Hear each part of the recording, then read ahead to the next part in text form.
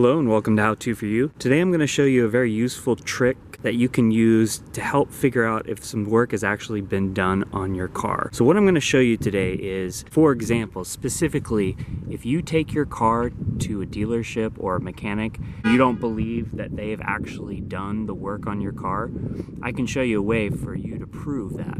So first, what you're going to need to do is you're going to take a paint pen, sort of like this, or some sort of pen device that can easily mark it. And then what you're going to do is, right here on the brake pads, you're actually going to make a marking there. And that way, you'll know if they actually did replace the brake pads because you had them marked. So we're going to do the same thing on top of the rotors here. It's going to be a little bit harder to get those. And that way, you'll know if you go in for a full brake job, they can never lie to you about what they did. You'd have it marked that you had rotors and your brake pads done.